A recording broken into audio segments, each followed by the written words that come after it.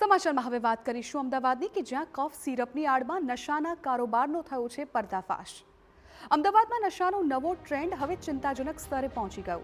દવા તરીકે ઉપયોગમાં લેવાતી કોડીન ફોસ્ફેટ કફ સિરપ હવે નશાખોરો માટે નશો કરવાનો સરળ રસ્તો બની ગયો છે। રિવરફ્રન્ટના અટલ બ્રિજ નજીક આવેલા પ્લોટમાં મોટી સંખ્યામાં મળેલી ખાલી બોટલો આ ખતરનાક વાસ્તવિકતાની સાક્ષી પૂરે છે। એક તરફ એસઓજીએ 800થી વધારે બોટલ જપ્ત કરીને એક આરોપીની ધરપકડ કરી છે, તો બીજી તરફ સૌથી મોટો સવાલ એ છે કે આખરે આ કફ સિરપનો જથ્થો શહેરમાં ક્યાંથી આવી રહ્યો છે અને કોણ યુવાઓ સુધી આ નશાનું ઝેર પહોંચાડી રહ્યું છે। ત્યારે સ્થાનિકો પણ તંત્રની કામગીરી સામે સવાલ ઉઠાવી રહ્યા છે, કારણ કે આ કફ સિરપ ન માત્ર નશો પરંતુ સીધું મોતને આમંત્રણ આપી શકે તેટલી ખતરનાક સાબિત થઈ શકે છે। વધુ પડતો ઉપયોગ કરવાથી પેશન્ટનું મોત બી થઈ શકે છે। કોડીન જે વસ્તુ જે છે એ એની ડૉક્ટરની પ્રિસ્ક્રિપ્શન સિવાય લઈ શકાતી નથી। ડૉક્ટરને બી એક વસ્તુ છે ને એની તપાસ શારીરિક તપાસ કર્યા પછી જ એને પ્રિસ્ક્રાઇબ કરતા હોય છે। એનાથી કિડની લીવર અને ત્યાં સુધી કે પેશન્ટ કદાચ નપુંસક બી થઈ શકે છે અને એને કબજિયાત અને બી એટલો પ્રોબ્લેમ થઈ શકે। એટલે કોડીન સિરપના ઘણા બધા મતલબ સાઇડ ઇફેક્ટો જે છે જે પેશન્ટોમાં જોવા મળતી હોય છે। મહત્વનું છે કે આ કફ સિરપ દ્વારા કોરોના સમયે મોટી સંખ્યામાં લોકોને શરદી અને કફથી રાહત મળી હતી। જો કે આ સિરપ પીધા બાદ ઊંઘ આવતી હોય છે, જેથી નશાખોરો આ સિરપને નશા માટે ઉપયોગ કરી રહ્યા છે। ત્યારે સમગ્ર મામલે કોઈપણ જાતની સિરપને પ્રિસ્ક્રિપ્શન વગર આપવામાં નહીં આવે તેવો નિર્ણય લેવાયો છે। પોલીસ પણ આ સિરપની સપ્લાય ચેનની કડીઓ જોડીને નશાના આ કાળા કારોબારના મૂળ સુધી પહોંચવાનો પ્રયાસ કરી રહી છે।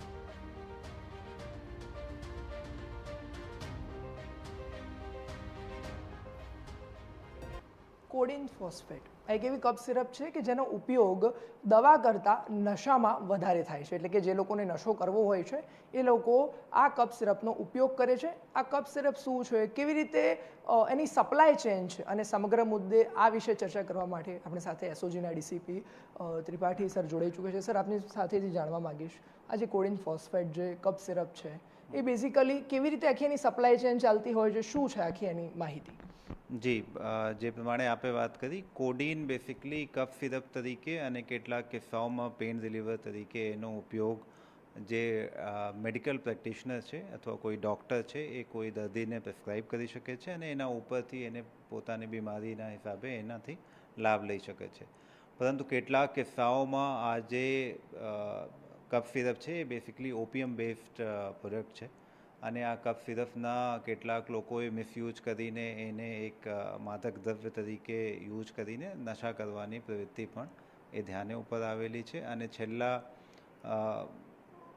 2-2.5-3 વર્ષમાં ગુજરાત પોલીસે, અહેમદાબાદ શહેર પોલીસ અને ખાસ કરીને એસઓજી એના ઉપર ઘણા બધા કેસો પણ કરવામાં આવેલા છે અને આ કેટલાક કિસ્સાઓમાં એ જપ્ત કરેલ મુદ્દા માલને આપણે નાશ પણ કર્યા છે।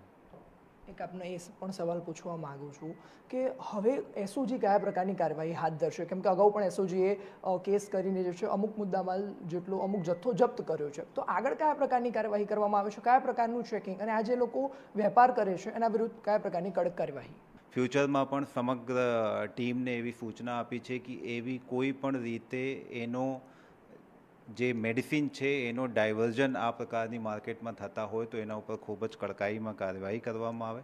એના માટે આપણે ક્યારેક જ્યારે પણ ઇન્ફોર્મેશન મળે છે એના ઉપર આપણે કાર્યવાહી કરીએ છીએ અને મને તમામ જે આ મેડિકલ સ્ટોર અથવા જેના ઉપર આ મેડિસિન્સના કાયદેસર રીતના વેચાણ હોય છે એના પાસે પણ એવી અપીલ છે કે આપ જ્યારે કોઈને આ પ્રકારના કફ સિરપ ઇસ્યુ કરો છો ત્યારે પ્રિસ્ક્રિપ્શન જોઈને અને એની કયા પ્રકારની રોગમાં એની જરૂરિયાત છે એને વ્યવસ્થિત જોઈને જ એ જે દવાઈ છે એ ઇસ્યુ કરવામાં આવે અને એમને કોઈને ના મળવામાં આવે એ ધ્યાન રાખવું ખૂબ જ જરૂરી છે। બિલકુલ, જે રીતે આપણે સાથે વાતચીત કરી અધિકારી, અને ખાસ કરીને આપણને જાણવા મળ્યું કે જે વચ્ચેની જે સપ્લાય ચેન છે એટલે કે જે હોલસેલરો છે એ લોકો આનો વેપાર કરતા હોય છે, અને હવે જે પણ લોકો આ જે કોડીન કફ સિરપ કે જેનો નશા તરીકે ઉપયોગ કરતા હોય એમના વિરુદ્ધ કડકમાં કડક કાર્યવાહી કરવામાં આવશે। કેમેરામેન ઇમરાન સાથે રિપોર્ટર પાર્થ વ્યાસ, TV9 અમદાવાદ।